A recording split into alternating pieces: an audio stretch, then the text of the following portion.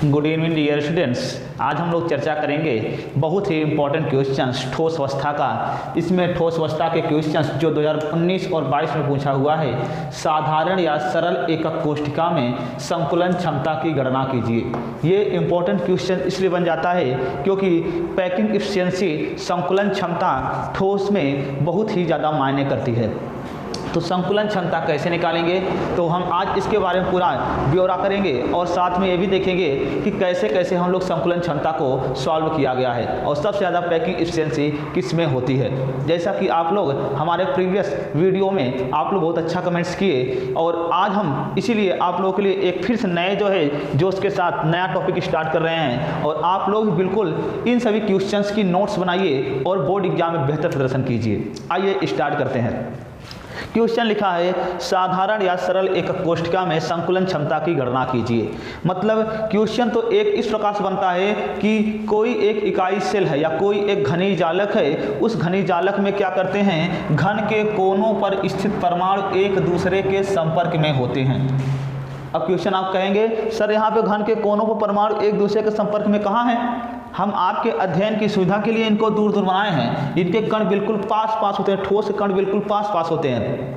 तो क्वेश्चन ध्यान सुनिए कि किसी घनी जालक में घन के कोनों पर स्थित परमाणु एक दूसरे के संपर्क में होते हैं तो घनी जालक की संकुलन क्षमता की गणना कीजिए। तो पर भी आपको यही करना है, सिंपल क्यूबिक यूनिट सिस्टम या फिर आप बोल सकते साधारण या सरल एकक कोष्ठिका में संकुलन क्षमता की गणना करना है। बहुत ही आसान है। संकुलन क्षमता होता क्या है? संकुलन क्षमता बोलते हैं हम, संकुलन क्षमता या पैकिंग एफिशिएंसी जो होती है इसको हम बोलते हैं कि घटक कणों के द्वारा घेरा गया आयतन बटे इकाई सेल का कुल आयतन। यदि हम प्रतिशत में निकाल रहे हैं तो यहाँ 100 से मल्टीप्लाई कर लेंगे। मतलब कहा जा रहा है, सिंपल सा फंडा ये है कि इकाई सेल का जो कुल आयतन है उसको घटक कणों के द्वारा कितने आयतन को कवर कर लिया गया है। इकाई सेल के कुल आयतन को घटक कणों के द्वारा घेरा गया आयतन, वही क्षमता क्या कहलाती है? संकुलन क्षमता। जैसे आप क्या करते हैं कि लड्डू का डिब्बा देखे होंगे, उस लड्डू के डिब्बे में आप लड्डू को पैक करते हैं तो लड्डू के डिब्बे के आयतन को आप क्या कर रहे हैं? कवर कर रहे हैं। तो बिल्कुल प्रॉपर तरीके से वही समझ लीजिए संकुलन क्षमता क्या है। तो इकाई सेल के कुल आयतन को घटक कणों के द्वारा घेरे गए आयतन की क्षमता ही क्या कहलाती है? संकुलन क्षमता कहलाती है। अब हम इसको एक शॉर्ट फॉर्म में लिखते हैं। संकुलन क्षमता को बोलते हैं पैकिंग एफिशिएंसी। तो संकुलन क्षमता बराबर होता है Z इंटू 4/3 पाई RQ बटे AQ। तो यहाँ पर जो पाई 4/3 पाई RQ है ये गोले का आयतन है या एक घटक कण का आयतन है और Z क्या है? तो घटक कणों की संख्या इकाई सेल में कितनी है वो है। और यहाँ पर AQ क्या है? तो AQ है आयतन इकाई सेल का कुल आयतन। तो घटक कणों के द्वारा घेरा गया आयतन निकालने के लिए आप क्या करना होगा? घटक कणों की इकाई सेल में कुल कितनी संख्या है और एक इकाई सेल के में जो है गोले का आयतन कितना है उससे मल्टीप्लाई कर लेना होगा। तो देखिए यहाँ पर ये एक साधारण इकाई सेल बनाई गई है, सिंपल क्यूबिक यूनिट सिस्टम है। इसमें अगर हम लंबाई और त्रिज्या के बीच में संबंध पहले निकाल लेंगे तो यहाँ पर देखा जाए इन किनारों की लंबाई को अगर हम मानेंगे a तो यहाँ पर जो त्रिज्या होगी दो घटक कणों की वो r हो जाएगी। तो हमको यहाँ पर मिल जाएगा क्या?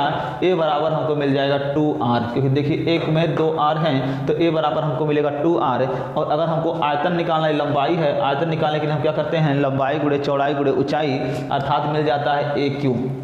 जब AQ करेंगे तो इसका भी क्या हो जाएगा? 2r का होल क्यू हो जाएगा।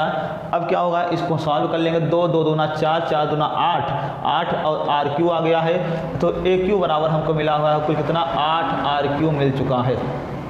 ये तो लंबाई और त्रिज्या के बीच में संबंध है। तो AQ बराबर आप यहाँ पे लिखेंगे, AQ का मान लिखेंगे आप 8 RQ लिख दिए हैं। अब यहाँ पर Z का मान निकाल लेंगे। Z का मान आप क्या करते हैं? यहाँ पे घटक कणों की कुल संख्या है 8, तो 8 लिखेंगे और सब कोने पर हैं तो 1/8 बराबर जो है कितना आ जाएगा? 1। तो Z मतलब इकाई सेल में घटक कणों की कुल संख्या होती है 1।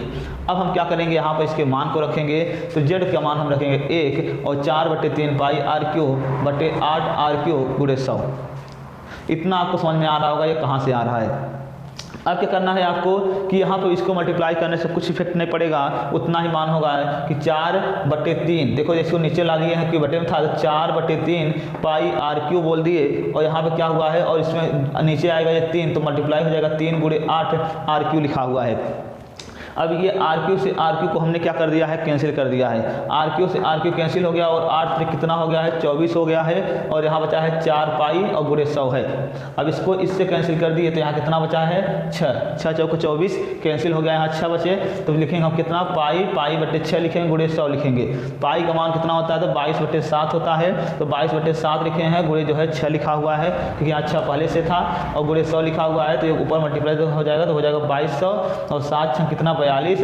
तो यहाँ पे जो है अब इसको भाग देंगे तो कितना आएगा 52.4% जो है संकुलन क्षमता आएगी।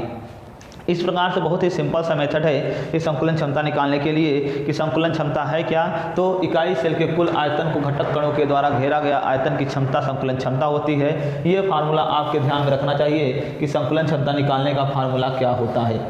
अब हम आगे देखें तो इसको हम कैलकुलेट किए हैं बहुत सिंपल तरीके से कि पहले लंबाई और त्रिज्या के बीच में संबंध निकाल लेंगे और फिर जेड का मान निकाल लेंगे और वहाँ पर रख करके आप कैलकुलेट करेंगे तो कितना आया है 52.4% आया हुआ है। ये बोर्ड एग्जाम के दृष्टि से बहुत ही इंपॉर्टेंट क्वेश्चन है, इसको आप लोग तैयार कर लीजिएगा। तब तक के लिए धन्यवाद।